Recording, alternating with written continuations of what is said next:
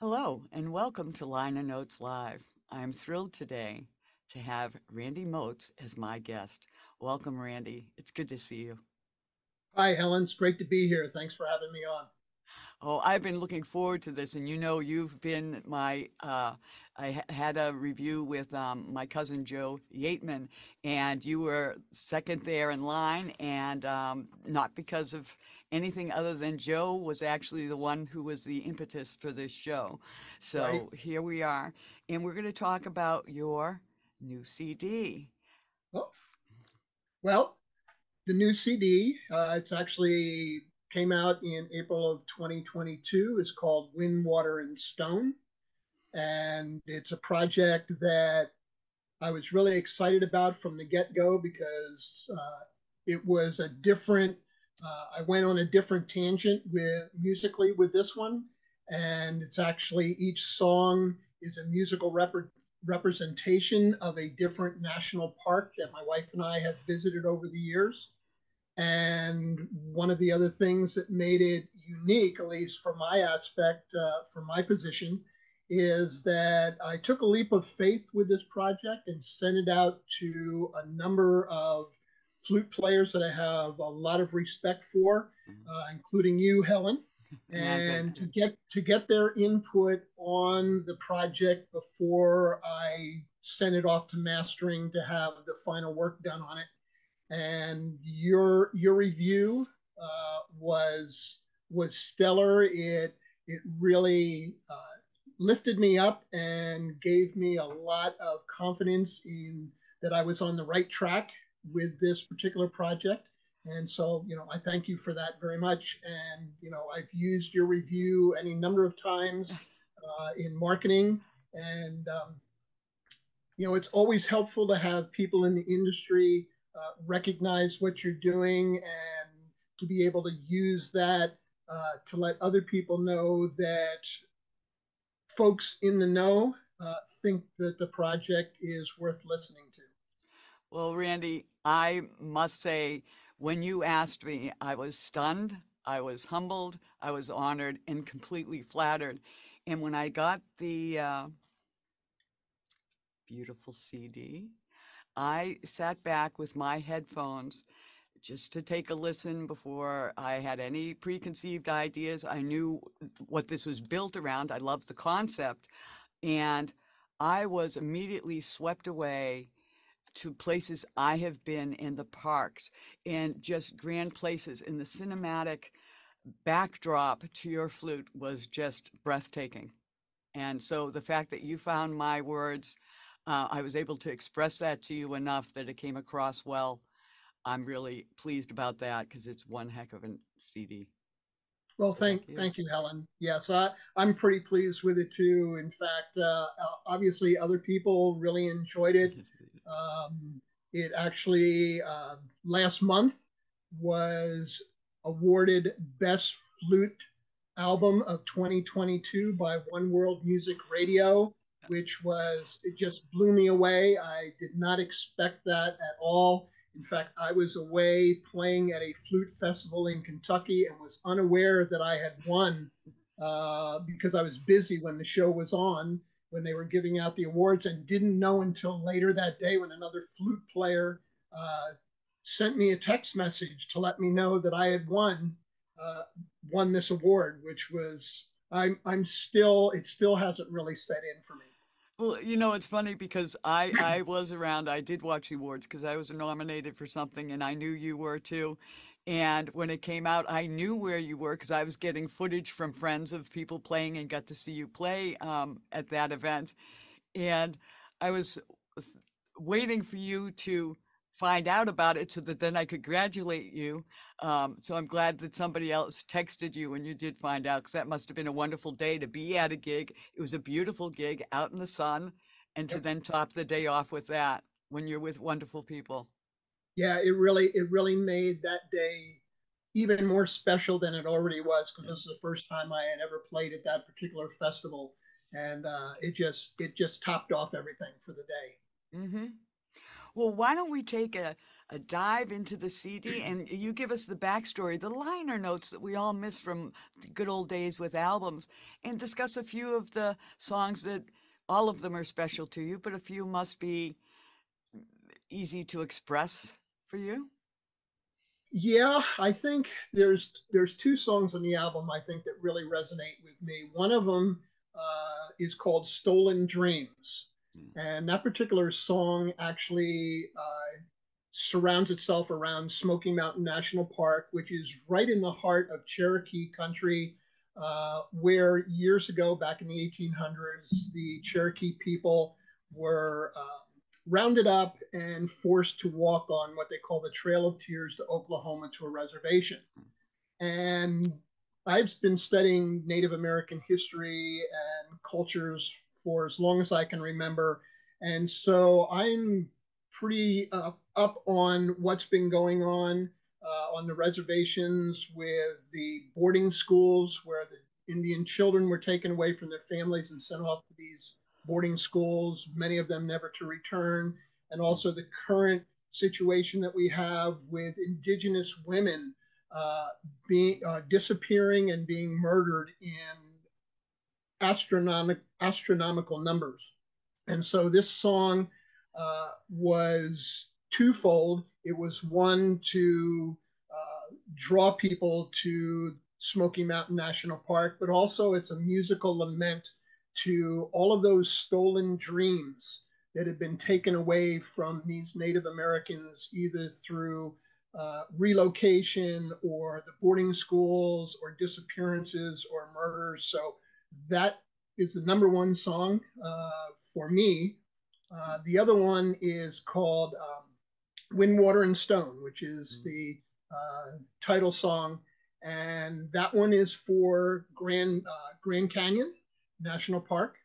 That's a place that my wife and I rafted through on the Colorado River years ago.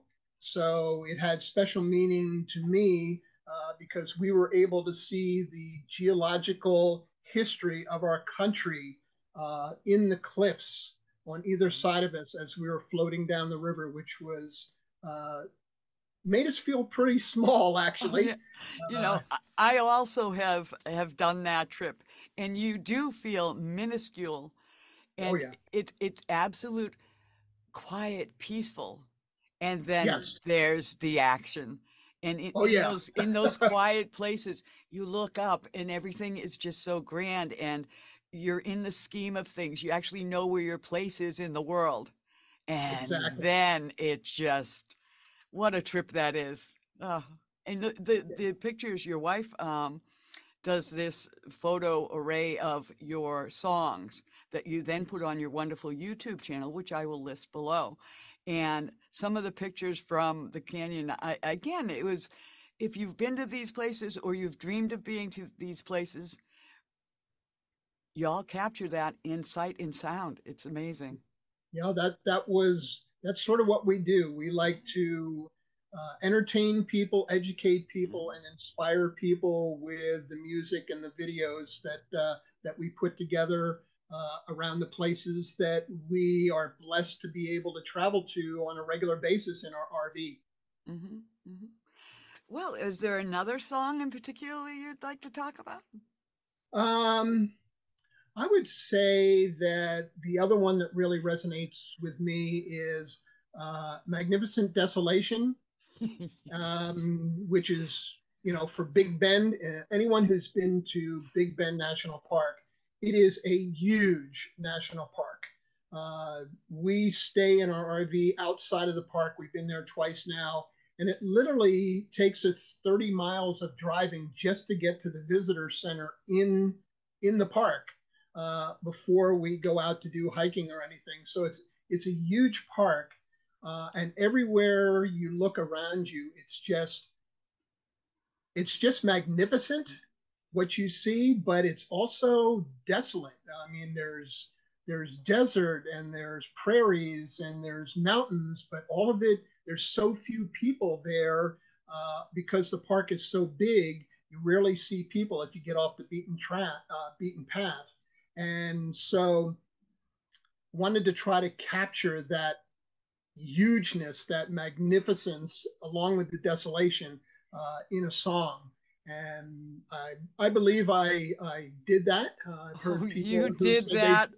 yeah, You did that perfectly. Oh my heavens. What a treat that one is on the CD. thank you. Yeah. And okay, let's go over another one. I mean, I'm sitting here looking at the ones I like, but I want to go through your thoughts more than mine because I've got my copy, folks. And by the way, I also, for those of you who are watching who are in my area, you can get these CDs through Randy, but also if you're in my area and you want to stop by and take a listen to it, I also carry them here in our store. And I'm proud to do so, Randy. Thank you. Thank you for doing that. I think one of the other songs that really captures the environment that we were in is called Prairie Thunder. Now, that particular song is not quite as well, it is cinematic, but it's more upbeat than some of the other ones, which you could actually just have playing in the background. And that one is from Teddy Roosevelt National Park, where there are huge prairies filled with bison. And while we were there, we also got to experience a thunderstorm that rolled through there while we were there, complete with lightning and rain and the types of things you see um, in movies, Western movies. And so with the song Prairie Thunder, I was trying to merge those two themes of uh, bison herds running across the prairies and a thunderstorm coming across the prairies. So it's got a little bit more Native American influence to it with drumming and that type of thing. But that one was a real fun one to put together because it was so different from the rest. I must say, I'm really taken with that one. I like the upbeatness of it. And the others are grand and they take you somewhere. That has a driving power to it that's just exciting and wonderful. Yeah. Yeah. I'm really looking forward to coming to your facility on July 11th to play at your acoustic cave and Mm. do a number of the songs from this album at your venue. That's going to be a lot of fun. Well, Randy, we are too, and the seats are full. And Fantastic. yeah, and just so people know a little bit about Randy and his heart, one for reaching out to me to do a review and asking this from his fellow players. He has gifted this program to my program, but that he is going to perform here, and he will be back, and we will do other ticketed shows of your and George's work with the screen and the whole thing. While we're on this subject, can you talk about the Windtalker experience on the road? Oh, sure. Uh, the Windtalker experience actually started years ago, actually back in 2011.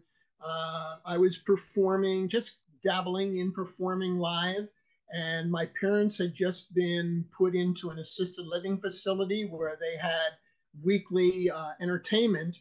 And so I contacted the lady who handled activities there and told her what I did. And I said, next time we're down visiting my parents, would you like me to do, a 1 hour show? And she said, sure. So we got there to do the show. And on the way down, Georgia said, why don't we show some photos?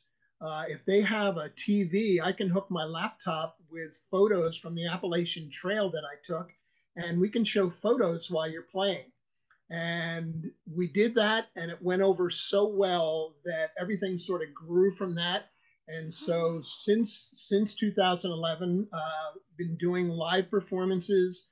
Took a little bit of a hiatus at the end of 2018, so we could prepare to get rid of our house and a lot of our stuff to begin full timing. So our motorhome is our home on wheels, our tour bus, so to speak. And so we bring the Windtalker experience, which is a multimedia uh, concert where I play my music along with classic rock songs, some jazz, some blues, And while I'm doing that and telling stories about the songs and whatever, uh, we have a screen that we bring with us, a large screen, and we show George's sets of photos, landscape and nature photos from our trips around the United States and in the UK behind me on the screen while I'm playing. So it's people get to not only listen to music, they get the visual aspect. And when I was playing, did a lot of my performances at assisted living facilities, that was really a welcome idea for them, because people who were in those facilities uh, may have never had a chance to get to these places that we show on the screen, or they had been to those places and didn't remember being there until they saw the photos, and all of a Oh, sudden all these memories came flooding back. So it was very positive thing to do, and I enjoyed tremendously doing that for so many years. Now, while we're on the road, we play at RV parks and any place that will have us that we can work into our schedule. well, you know, Randy, we've talked about you coming back for these ticketed events, and I have sought out, and that will be wonderful. I didn't know this aspect of it. Um, there are a few facilities around here that would more than welcome you, and maybe we can fit those in too. Would that be something you'd be interested in? Absolutely, Because absolutely. that I would touches be my happy to. heart. We've all had, not all of us, but many of us have had parents that got to that point, or friends that are in that situation at the moment. And what a Mhm. wonderful way to give something to people who really appreciate it too. Yeah, That's wonderful. it was sort of my way of honoring our elders. Is Oh, what Native people do. They honor their elders, and this was sort of my way of honoring elders um, all around the country. Randy, that's really beautiful. I'm a little sensitive to this issue, and I really I thank you for doing that for so many, and we'll have you doing it for some more when you come here.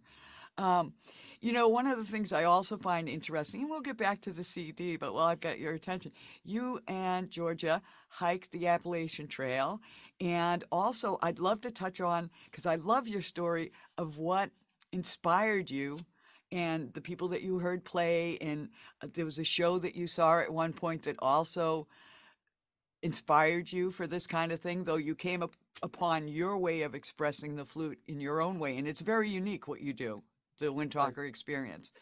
But I'd love to chat on that. Okay. Well, did you want me to talk about our inspiration to do the trail first and then get into the Oh musical yes, because inspiration? my Okay. husband also hiked the trail, and I love the stories of why people do such a thing.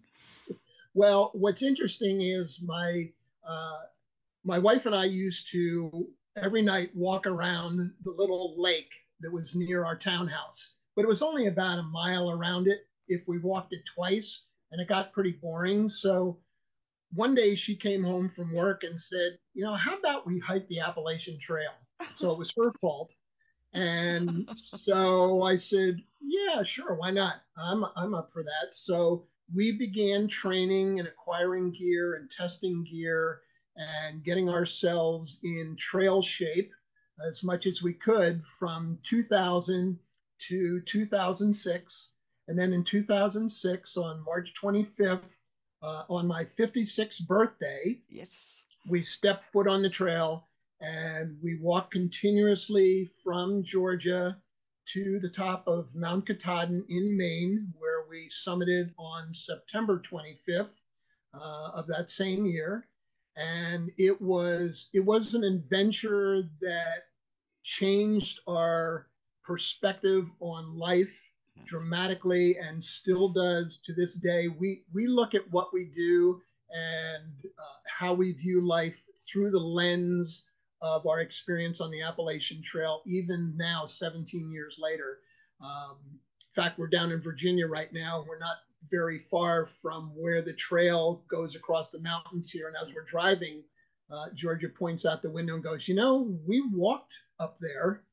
And when you turn and look at the mountain and see how far it goes and know that you walk that entire distance, it was 2,175 miles from end to end the year we did it. So uh, it was it set us on a path of continuing to hike all these years where we did other long distance hikes in Vermont. We did the Long Trail. Yeah. We've been to the UK and hiked across the UK and in Wales and in Scotland, and we did the Camino Inglés in Spain. So, and we still hike to this day. We're not able to do the number of miles we used to do, Yeah. obviously, but we're still out almost every day, getting in a couple of miles just to stay in shape. That's wonderful. I know my husband's experience was he did Georgia to Maine as well. And the closer he got to the end, the slower he went. And when he knew he was going to be ending it that day, he so in his heart and soul wanted to turn around and just keep going. It is a life altering thing. And you all wrote a book about it. Yes, we did. You are so Actually, many faceted. I could talk to you about everything. yeah, we wrote a book about the spiritual aspects of walking the trail, where we compared walk of faith and walking the trail, and it's called "The Walk: Spiritual Reflections from the Appalachian Trail." And it was a book that we are really proud of. It's even after all these years, it still does relatively well. Um, we had another book that we just recently took out of print for a number of different reasons that I won't go into. Um, but you can get the walk in Kindle or in paperback if you so choose. Um, Getting around to the inspiration for my music, I've been involved in music ever since I was in elementary school, starting out playing trombone. And Trombone. as I got older and went through high school, with the Beatles, because I'm from that era, obviously I had to learn how to play guitar, and then ended up learning bass guitar, because there was a band I was in that needed a bass guitar player. So I'm sort of self-taught. I don't read music. I do everything by memory and by ear. But I was working in a recording studio, and I was assisting a freelance engineer who came in to do some work, and we got talking, somehow got off on talking about Native Americans. And he was telling me that he had just completed doing the audio for a PBS special by a gentleman by the name of Robert Mirabal from the Taos Pueblo. He's a world renowned flute player. Yeah. And he did a show called Music from a Painted Cave. And not long after that, um, that particular show, Robert took that show on the road, and it came to the Barns at Wolf Trap outside of Washington, D.C., where we lived. And I was so taken by the whole concept that Robert used, where he combined flutes and traditional native percussion and a five-piece rock band with a cello. And did it And very, so, very well. It's amazing. so we got tickets, front row tickets for the Barnes. Went to see him. Was absolutely blown away by the performance and what he put together. And I turned to Georgia and I said, that's the next instrument I want to learn how to play, Native American flute. And a couple of weeks later, this funny shaped box, and people who are flute players know what shaped box that is. It's a triangle box. Showed up at our house with two flutes in it that Georgia had bought for me, unbeknownst to me. And everything sort of took off from there. I taught myself how to play. Then, once I plateaued, took some lessons, went to some other flute schools around the country, and then started recording and performing. So the real driving force, inspiration was seeing Robert play, and I stayed in contact with him over the years. We've been to the Taos Pueblo a couple of times, got to meet his family, and we still have contact with each other periodically. So um, yeah, it's really changed my life as much as hiking the AT did. It's amazing. Dear Georgia, I wish we had her on here with us, and I can't wait till everybody gets to meet her as well as you when you come. Um, you know, She just, oh, let's go for a hike. And oh, by the way, here are a couple of flutes. And you're so open to everything and you see these things and you dive in with your whole heart and soul. That's really a wonderful life you're leading. Yeah, we consider ourselves extremely blessed. We never Yes. take anything for granted Yes. any day, whether it's a good day or a bad day. We don't take anything for granted just because there are people who have never and probably never will have the opportunities that we've been given. So we try to make the most of them and try to share as much as of our good fortune with other people as we can. Well, that's great. And I hope when you come, you bring your books. 'Cause We I want will. one. Well, Okay. maybe we'll see. Maybe, maybe. Okay, Well, special request in there if you can. How's Well, that? here's the thing. We're in a motorhome, so we don't have a lot of storage space Right. for inventory. And actually, you can get them cheaper online than we can sell them for. So we'll direct people on how to get them if they Yeah. want them. Okay. But if you could sneak in a copy for me, I'd like a signed copy when you get here. I would like to pick that up. But We if will try that. Okay. We will It, definitely do that for and you. this is subject for another show, not this one, but it is interesting that they can sell it for less and, and the same with CDs and all that. But speaking of which, let's just get back to the CD and another song. But thank you for all that backstory because I really love a good backstory. You're welcome. Mm. All right. So, boy, how do I pick another song? Um, I guess the most cinematic or dramatic song uh, on the album is called Minong Mist. And the inspiration for that was Isle Royal up in the Upper Peninsula. We took a boat ride out to Isle Royal National Park. The only way you can get to that national park is by boat, and we took all of our camping gear with us. And once we got to the island, we hiked to a campsite on the other side of where we got dropped off and spent a couple of days camping on the island. And every morning we would get up and there would be this fog or this mist that sort of surrounded the island until it warmed up enough to the point where the mist, dissipated. But it was such a surreal environment to be in uh, that somehow I had to try to capture that in song. And so Minong Mist is sort of my musical interpretation of what it's like on Isle Royal. Wow. I'm not familiar with that place. I'm gonna to look that up. And I didn't get all the backstory on these songs. There were some when I did the review, but I didn't know about that. And I'm very curious now. I'm gonna go check that out. Not the Okay. song. I'm familiar with the song, but I mean the actual place. Sounds very Yeah, intriguing. it's a neat place. It has there's elk there, there's wolves on the island, um, and you have to make reservations Mhm. because they only allow so many people on the island at a time, Good. just to try to keep it as pristine as possible. And once you get to the island, the only place to get anywhere is to walk. And So, what kind of terrain is it for people who want to go there and take a walk? Because I mean, this sounds so intriguing. I'm sure I'm not the only person that wants to learn more about it. well, it's pretty rugged.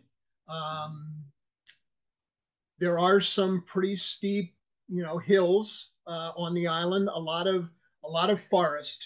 So you're walking on a lot of rocks and roots.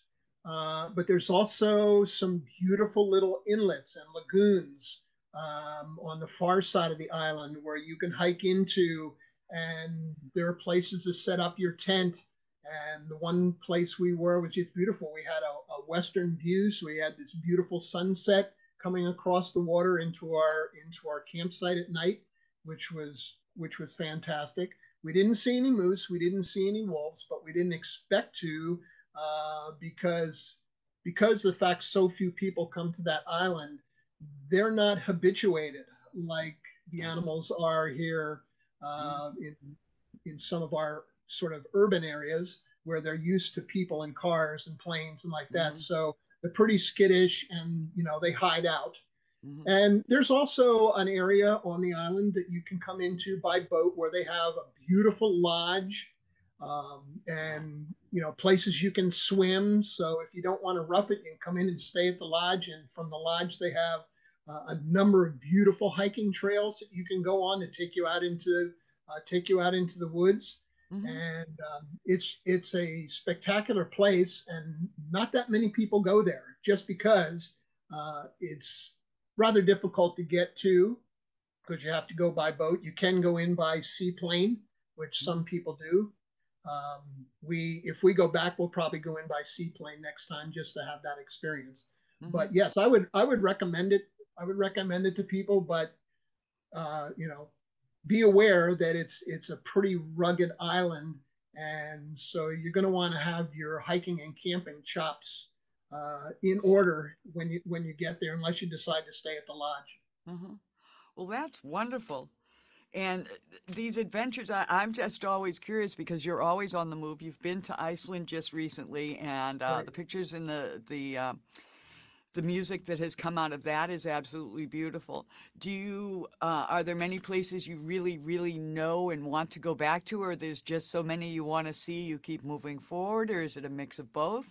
Um, Well, we're planning on going to Ireland next summer because that's been on my list of places to go to. So we're sort of taking a look at, our plans to go there for a couple of months where we'll probably do some tours and then, do some driving and hiking on our own. Um, we'd like to go back to Alaska. We've been there a couple of times, but would love to go back. It is a spectacular place. It is so big. Uh, if you want to feel irrelevant, go to Alaska and just stand there and look around you because it is so huge. You I feel, you know what an ant feels like. I worry if I ever went to Alaska that it's so beautiful from what I've seen that I just would never come back. Yeah, well, a lot of people don't. You would have to get used to the fact that 6 months out of the year the sun never goes down. Mm. So that's something you have to get used to. If Yep. there's other place we would want to go back to, would be New Zealand. Mm. We went to New Zealand back in 2019 for a couple of months. Went to all of the islands there and visited all their national parks, and it is absolutely one of the most spectacular countries we have ever been to, where you have beaches, you have mountains, you have jungles, you have the Maori culture all around you. The people are so nice, and it's just a spectacular place to go to. You need to go there for an extended period just to experience everything because there are multiple islands: North Island, South Island, and Stewart Island. Um, that would be one of the few places that we really want to go back to. Well, We you also know, have friends who live there, so if I ever decide to go further afield than where I tend to go, I've been out of the country a little bit, not like you have, but um, I think I know who my tourist travel agency is that I'm going to call. I'm going to call and say, Georgia, Randy, where should I go next? New hey, Zealand. New Zealand's now on the list. That's we'd be cool. happy to help you. We have a whole spreadsheet of everything we did. We're type A personalities, so everything ends up in a Obviously, yeah. spreadsheet somewhere. Well, I think most of us in this industry or any industry or lifestyle where you're performing and you're creative tend to be type A people if you're gonna actually be in it full time. Yeah, it's an interesting dynamic that, and I don't think this is a general major generalization, but creative people tend to be very detail oriented, which goes counter to the creative psyche, Hmm. and they perform in front of people, but they're all introverts for the No. vast Well, majority of it. I'm the exception then, I guess. Yeah, vast majority are introverts, at Yeah. least the ones that I know. Um, so it's an interesting dynamic Yep. with performers. Yep. Yep. Well, Randy, I can't say enough about this. I think we've covered a few songs on here. There's more for people to explore on their own. And they can reach out to you through the links that I will provide um, for the Wind, Water, Stone Windtalker album. It's been wonderful. And it's been wonderful chatting with you. And in a few short weeks, you will be here. And Yes, I'm looking looking forward to forward to it. that, as are many people. We're waiting for you. So, Good, so good. safe travels. Thank you for coming on Liner Notes Live. I appreciate this. I've been waiting to do this with you.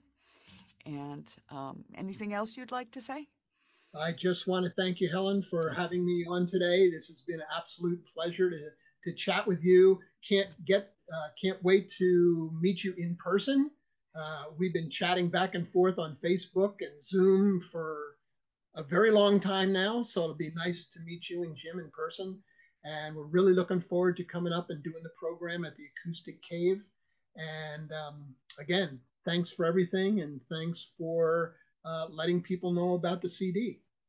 It's a beautiful CD. Everybody should know about it. Well, thank you, Randy. Give my best to Georgia, I and will. I thank all of you for joining us. And until next time, happy fluting, everybody. Bye bye. Bye bye.